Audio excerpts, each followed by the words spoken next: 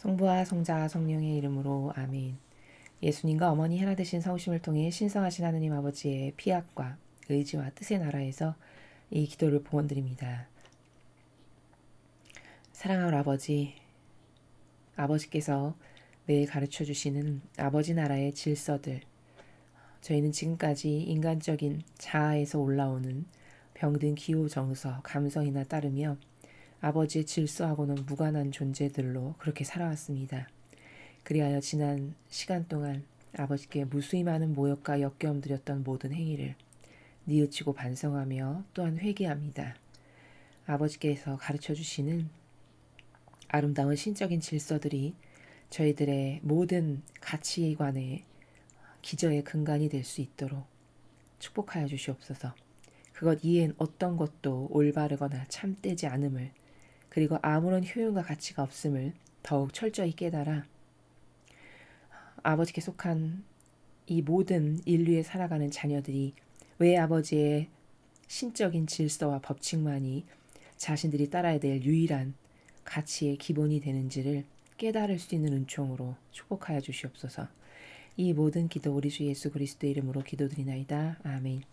성부와 성자와 성령의 이름으로 아멘. 안녕하십니까. 하나님의 뜻 성교의 피아수녀입니다.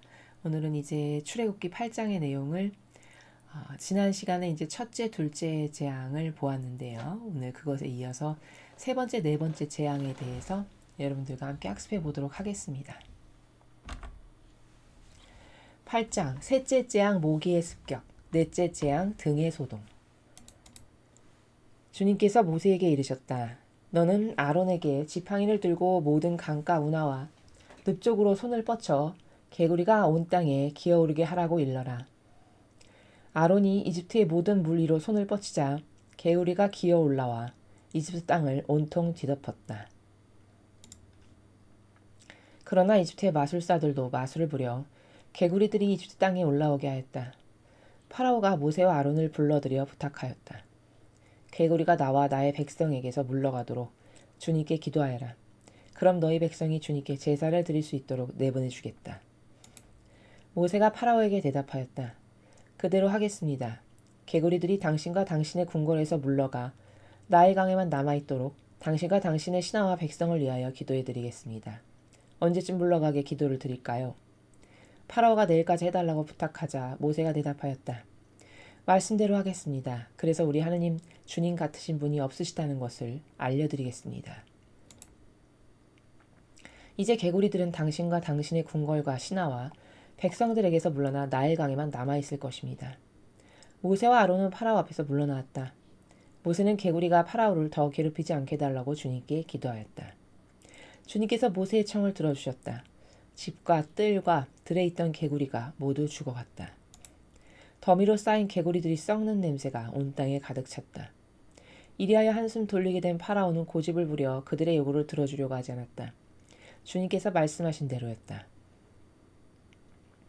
셋째 재앙 모기의 습격.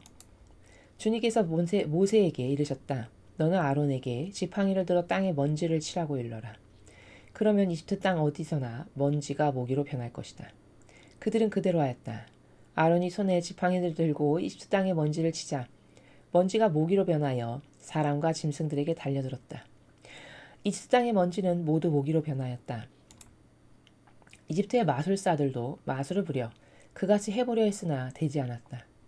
모기가 사람과 짐승들에게 달려들었다.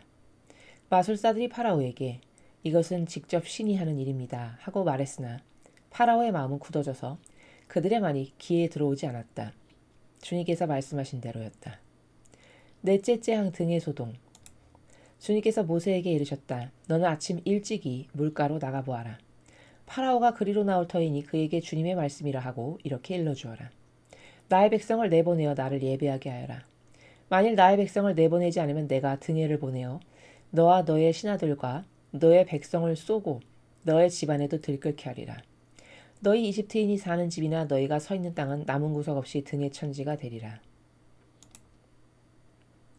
그날 나의 백성이 사는 고센 땅에만은 등해가 날아들지 못하게 하여 너로 하여금 나 야훼가 이 땅에 있음을 알게 하리라. 이와 같이 나는 나의 백성을 너의 백성과 구별할 터인데 이러한 증거가 내일 일어나리라. 주님께서는 말씀하신 대로 행하셨다. 숱한 등해가 파라오의 궁궐과 신하들의 집에 날아들었다. 그리하여 이집트에 온 땅은 등해 등살에 쑥밭이 되었다. 마침내 파라오는 모세와 아론을 불러 일렀다. 가서 너희 신에게 제사를 드려라. 그러나 이 땅에서 한 발짝도 나가선 안 된다. 모세가 대답하였다. 그렇게 할 수는 없습니다. 우리는 우리의 하나님 주님께 제사를 드릴 때 이집트인들이 부정하게 여기는 것을 바치게 될 것입니다. 이집트인들이 보는 데서 부정한 것을 바치다가는 그들 손에 죽지 않겠습니까? 우리는 그분께서 명령하신 대로 광야로 사흘 길을 나가 우리 하느님 주님께 제사를 드려야겠습니다. 그러자 파라오가 너희가 나가는 것을 허락한다. 광야로 나가서 너희의 신 주님께 제사를 드려도 좋으나 멀리 가면 안 된다. 어서 가서 나를 위하여 기도하여라 하고 허락을 내렸다. 모세가 말하였다. 나는 당신 앞에서 물러나가는 길로 주님께 기도하겠습니다. 등해로 하여금 당신과 당신의 신하와 백성에게서 내일까지 모두 떠나게 해달라고 빌 터이니 다시는 변덕을 부리지 마십시오. 이 백성을 내보내어 주님께 제사를 드리게 할 수 없다는 말을 해선 안 됩니다. 모세는 파라오 앞에서 물러나오는 길로 주님께 기도를 드렸다. 주님께서 모세의 기도를 들어주셨다. 등해가 파라오와 그의 신하들과 백성에게서 흔적도 없이 사라졌다. 그러나 파라오는 이번에도 고집을 부려 이스라엘 백성을 내보내지 않았다. 주님의 말씀입니다. 하느님 감사합니다. 이제 지난 시간에 이어서 오늘은 세 번째, 네 번째 재앙을 이제 이집트에 내리시는 그런 내용이었는데요. 먼저 지난 시간의 내용을 간단히 살펴보면 이제 모세와 아론이 주님의 사명을 받고 파라오 앞에 가서 우리 백성을 제사 지내게 내보내 주시오. 이것을 했는데 말을 듣지 않아 가지고 드디어 이제 첫 번째 재앙이 내려지게 됐죠.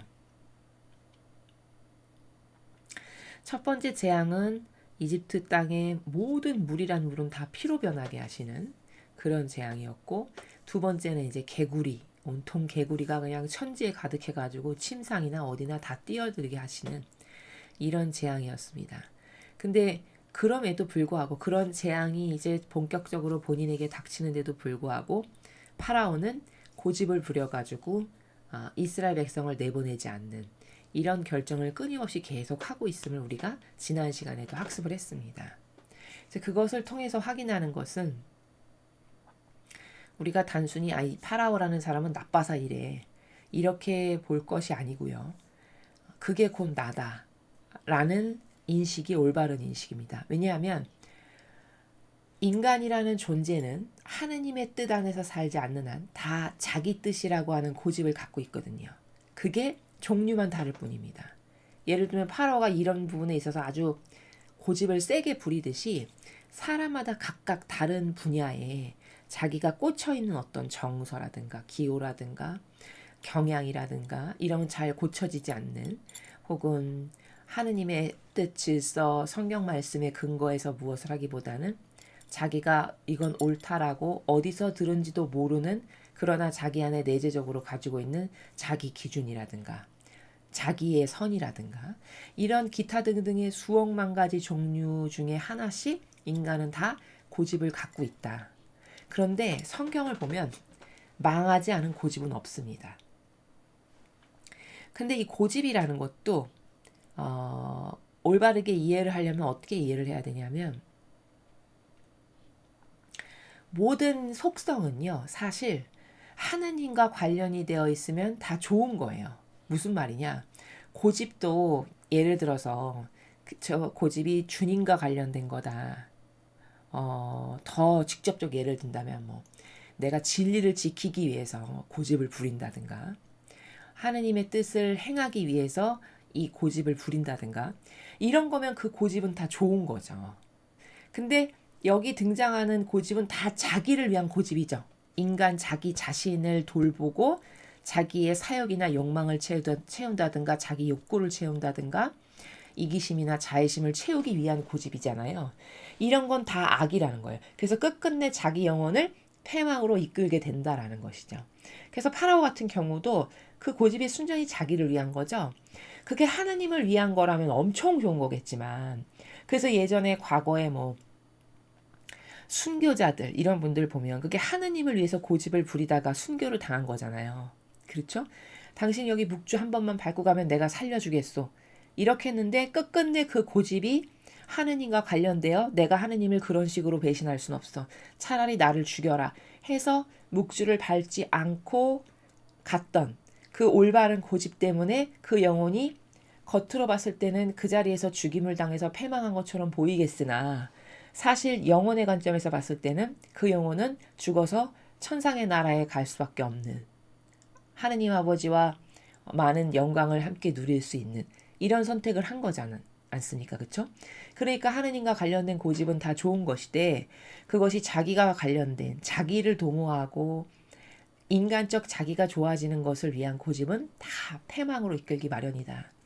그래서 파라오도 얼마나 아둔하냐면 사람이 고집을 부리게 되면요. 이렇게 초반에 뭐 첫 번째, 두 번째, 세 번째 재앙 나왔을 때 얼른 깨닫고 아 이건 내가 대적할 수 없는 존재이구나. 이게 진짜 신이구나. 이런 거를 좀 인지 지적인 어떤 작용이 가동돼 가지고 나도 내가 믿는 신은 이런 거 못하는데 이 신은 지금 몇 가지의 기적을 계속 펼치고 있지 않습니까? 그러면 지력이 있으면은 나도 이 신의 백성이 되게 해달라고 해야 되겠다 해서 모세에게 너희 신이 이렇게 훌륭한데 나도 너희 신을 믿고 싶다. 어떻게 하면 너희 신의 백성이 될 수 있냐? 이런 아이디어는 안 나오죠. 그런 아이디어는 없습니다. 근데 자기를 위한 고집은 그렇게 줄기차게 부리는, 이렇게 아둔할 수가 없는, 그래서 끝끝내 자기 아들까지 죽게 되지 않습니까? 초반에 안 그랬으면 그런 비참함까지는 안 갔을 거 아니에요. 그렇죠.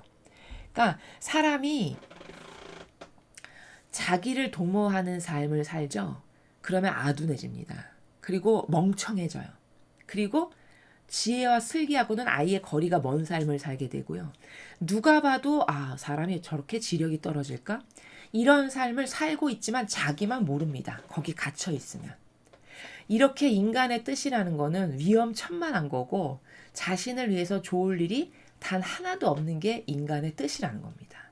그걸 우리는 이 파라오 사건을 통해서 철저히 깨닫고 발견해야 되는 거고, 그러니까 나도 나를 위한 고집이라든가 내 뜻, 내 의지, 내 기호, 정서 이런 건 정말 버려야 되겠구나. 그게 오해가 있어서지 내가 좋아지는 일이 절대 아니구나. 이거를 객관화를 통해서 이 성경의 진실을 보고 깨닫고 발견해서 고쳐야 된다라는 거죠. 그렇기 위해서 우리가 성경을 공부하는 거다라는 점입니다. 그래서 지난 시간에 핵심이 되는 내용은 인간의 고집은 자신을 패망으로 이끈다. 더 상세하게 말하면 하느님과 관련되어서 그 올바른 진리를 지키고 아버지 뜻을 수호하기 위한 고집은 다 좋은 것이겠으나 그러나 나를 위해서 고집을 부린다. 인간적인 나. 그것은 다 자기를 영원한 패망으로 이끈다. 요것을 하나 우리가 명심하고 깨닫고 나의 어떤 철필로 내 영혼에게 새겨야 되는 그런 중요한 내용으로 인지를 해야 된다는 것이죠. 그래서 오늘은 이제 셋째, 넷째 재앙을 아버지께서 여기 이집트 땅에 계속 파라오가 고집을 부리기 때문에 쏟아 부으시는 내용이었는데요. 오늘도 이 내용을 보면은 하느님은 자유자재하시다. 그러니까 자유자재하다라는 거는 못하실 일이 단 하나도 없는, 맘만 먹으면 뭐든지 다 하시는 그런 분이시라는 것을 우리가 알 수 있죠. 그리고 또 아버지는 그 아버지 뜻을 펼치실 때 사람을 통해서 일을 하신다라는 것. 그래서 모세와 아론을 쓰셔서 그 둘을 매개체로 도구로 쓰셔가지고 아버지 뜻을 펼치시고 다스리신다라는 것을 또 확인할 수 있고, 그 다음에 또 오늘 8장에서 좀 유심히 봐야 될 것 중에 하나 뭐냐면 막 이제 등해가 닥치고 모기가 닥치고 하니까 이 이집트에 마술사들이 있었는데 마술사들도 두 번째 재앙까지는 흉내를 냈잖아요. 그렇죠? 근데 세 번째 재앙부터는 안 되는 거죠. 자신들이 어떻게 하려고 해도. 그래서 아까 본문의 마술사들이 권고하죠. 이건 신만할 수 있습니다. 이거는 마술을 부려서 될 일이 아닙니다. 이렇게 권고를 하는데도 불구하고 파라오가 그 말을 안 듣죠. 그건 이제 아버지께서 앞에서 말씀하신 것처럼 내가 그를 고집을 부리게 할 거다라고 하는 그 아버지 계획 때문에 이제 그런 반향을 하게 되는 것인데, 그렇게 도저히 마술사도 흉내를 낼 수 없으니까 파라오가 모세에게 이런 거 너희 신에게 가서 없애달라고 좀 청해라. 내가 그럼 너희를 나가서 제사 지낼 수 있게 해줄게. 이렇게 이야기하잖아요. 그래서 모세가 그때마다 언제 없어지게 해달라고 기도를 드릴까요? 이렇게 구체적으로 물어보고 내일 이렇게 청원 드려달라 해서 청을 드리면 없애주셨어요. 그러니까 여기서 발견할 수 있는 원리가 뭐냐면 뭐든지 하느님께 청해서 허락받고 그리고 아버지의 뜻이 허락하셔야 그것이 물러가고 없어지고 하는 거다라는 거죠. 그러니까 내 맘대로 할 수 있는 것은 단 하나도 없다. 다 하느님께 여쭙고 허락받고 허락하셔가지고 어떻게 해라 그럼 말씀하신 대로 그대로 순명으로 하고 이럴 때나 해결이 되는 거지, 그렇게 얄팍한 인간의 어떤 보잘것없는 뜻으로 무엇을 한다 해서 되는 일이 절대 아니라는 것. 다 아버지께 허락받고 이렇게 해야 되는 그런 긴밀한 하느님 일꾼과의 아버지와의 그런 관계성, 그런 올바른 질서, 그런 걸 여기서 하나 또 볼 수 있다라는 것입니다. 그리고 이제 오늘 여기 나오는 이런 셋째 모기의 습격과 넷째 재앙 등의 소동 같은 이런 어떤 모기라든지 등해라든지 이런 것은 하느님께서 보통 악을 벌하실 때 쓰시는 하느님의 회초리로 등장하는 것들이죠. 아버지의 회초리로 등해를 쓰시기도 하고 뭐 개구리를 쓰시기도 하고 모기를 쓰시기도 하고, 그건 아버지께서 자유자재로 하고 싶으신 대로 하시는 이제 그런 것들이다. 이런 아버지의 뜻에 의해서 아버지의 회초리로 쓰여서 그들을 지금 그 인간의 뜻으로 고집스러운 파라오라고 하는 그 왕과 그 왕에게 속한 백성까지도 이제 벌하시는 그 인간의 뜻 의지를 꺾어버리시기 위한 아버지의 회초리를 볼 수 있다. 이렇게 이 정도로 아주 가볍게 간단하게 이 8장의 내용은 정리를 할 수가 있습니다. 그래서 우리가 이거는 지난 시간하고도 계속 이어지는 내용이라서 그렇게 크게 이렇게 괄목할 만한 것이 있다기보다도요. 하느님은 얼마나 자유자재하신가. 그럼 만약에 제가 파라오 입장이면은 벌써 앞에 한두 가지, 세 가지 겪었으면 이거는 누가 봐도 신밖에는 할 수 없는 거라는 걸 마술사들도 와서 증언을 하잖아요. 그러면 진짜 똑똑하면 어떻게 처신할까요? 이럴 때 판단력이 어떻게 써야 될까요? 지금까지 내가 이집트에서 잡신을 모셨는데 그런 수많은 잡신들은 이런 능력이 없었어. 근데 저들이 모시는 신이라고 하는 하느님은 진짜 신이구나. 진짜 대단하신 분이구나. 나도 저 신의 힘을 빌어야 되겠다. 저 신을 믿어야 되겠다. 좀 이런 건전한 생각은 안 드는 거죠. 그죠? 그러면 어떻게 하면 되겠냐? 모세를 불러다 물어보면 되잖아요. 나도 너희 신을 모시고 싶다. 내 백성도 너희 신을 훔숭하고 받들어 모시는 그런 백성이 되고 하고 싶다. 내가 지금까지 잘못했으니 이거 다 없애주십사 말씀드리고 나도 너희 신의 너희 신을 모시는 사람이 되려면 어떻게 해야 되는지 물어봐 달라. 얼마나 좋습니까? 이런 의견이 나오면. 전혀 그런 의견이 없죠. 그래서 사람이 그 프레임에 갇힌다는 게 정말 무서운 거거든요. 그 프레임이라고 제가 늘 말씀드리는 건 인간적인 자신의 왕국입니다. 사람마다 그런 게 있거든요. 어떤 사람은 그게 돈이고, 어떤 사람은 명예고, 어떤 사람은 자기 기호고, 어떤 사람은 정서, 어떤 사람은 그게 학벌, 이런 기타 등등의 자기만이 이거는 이렇게 돼야 돼라고 하는 그런 것이 다 있는데 그게 자기의 영혼을 절대 돕는 게 아니라는 거. 그걸 파라오를 보면서 철저히 깨닫고 이번 학습을 통해서 왜 제가 여러분에게 매일 인간의 뜻을 죽여야 된다. 자신의 어디서 온지도 모르는, 그게 성경에 근거하지 않고 예수님이나 성모님의 정신과 가르침과 모범도 아닌 그것을 가지고 그 프레임에 갇혀서 끊임없이 고집을 부리고 어떤 주장을 하고 내세우는 게 있다. 이러면 이럴수록 본인에게만 손해라는 것을 반드시 깨달아야 됩니다. 그래서 그것을 하루 빨리 벗어나는 게 정말 자신의 영혼을 위해서 너무 중요하고 자신의 영혼에게 그것보다 더 좋은 선물은 없다라는 것을 여러분이 발견을 하셔서 아버지 뜻만이 저의 전부이십니다. 저는 아버지 뜻 아닌 것은 다 거부합니다.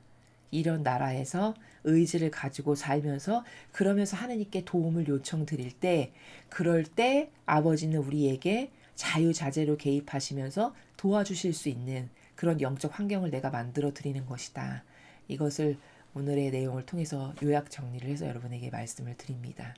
오늘 배운 이 내용을 가지고 여러분의 정신세계 안에 사고방식 안에 구축하셔서 더 많은 은총과 축복이 여러분의 영혼에게 아버지께서 주실 수 있는 그런 반향을 할 수 있는 여러분이 되셨으면 좋겠습니다. 이상으로 출애굽기 8장 해설 강의를 마치겠습니다. 감사합니다.